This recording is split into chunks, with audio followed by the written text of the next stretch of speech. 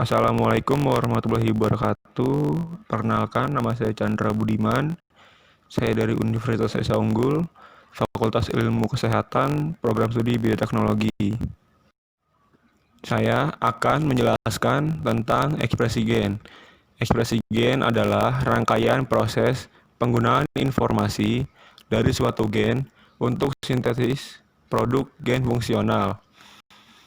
Proses ekspresi gen digunakan oleh semua kehidupan, yaitu eukariot, prokariot, dan virus untuk menghasilkan protein untuk hidup.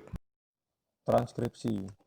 Transkripsi merupakan tahapan awal dalam proses sintesis protein, yang nantinya proses tersebut akan berlanjut pada ekspresi sifat-sifat genetik yang muncul sebagai fenotipe.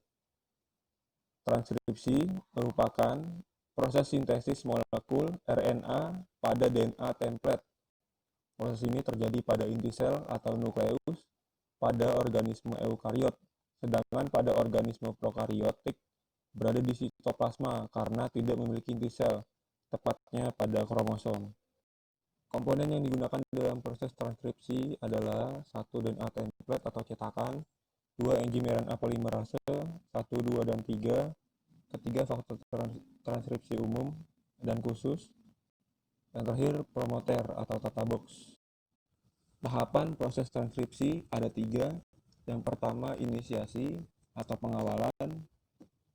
Tahapannya dimulai dari pembentukan kompleks promoter tertutup, pembentukan kompleks promoter terbuka, penggabungan beberapa nukleotida awal, dan perubahan konfirmasi RNA polimerase karena struktur sigma dilepas dari kompleks holoenzim. Yang kedua, elongasi atau pemanjangan. Proses selanjutnya adalah elongasi. Pemanjangan di sini adalah pemanjangan nukleotida.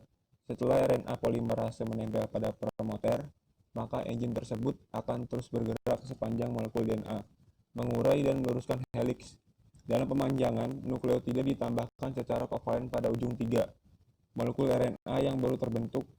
Misalnya nukleotida DNA cetakan A, maka nukleotida RNA yang ditambahkan adalah U, dan seterusnya. Laju pemanjangan maksimal molekul transkrip RNA berkisar antara 30-60 nukleotida per detik. Kecepatan elongasi tidak konstan. Ketiga, terminasi atau pengakhiran. Terminasi juga tidak terjadi di sembarang tempat. Transkrip berakhir ketika menemui nukleotida tertentu berupa stop codon. Selanjutnya, RNA terlepas dari DNA template menuju ribosom. Hasil dari proses sintesis tersebut ada 3 macam RNA, yaitu mRNA atau messenger RNA, yang kedua tRNA atau transfer RNA, yang terakhir atau ketiga rRNA atau ribosom RNA. Setelah tahap transkripsi, selanjutnya tahap translasi atau proses penerjemahan. Proses penerjemahan urutan nukleotida molekul RNA yang ada dalam rangkaian asam amino yang menyusun suatu polipeptida atau protein. Yang dibutuhkan dalam proses penerjemahan adalah mRNA, ribosom, tRNA, dan asam amino. Tahapan proses translasi ada 3. Yang pertama inisiasi atau pengawalan. Pada tahap ini, ribosom merakit di sekitar mRNA untuk dibaca, dan tRNA pertama yang membawa asam amino metionin atau yang cocok dengan start codon AUG. Bagian ini diperlukan agar tahap translasi bisa dimulai. Yang kedua, elongasi atau pemanjangan. Ini adalah tahap di mana rantai asam amino diperpanjang. Di sini mRNA dibaca 1 codon sekali, dan asam amino sesuai dengan codon ditambahkan ke rantai protein.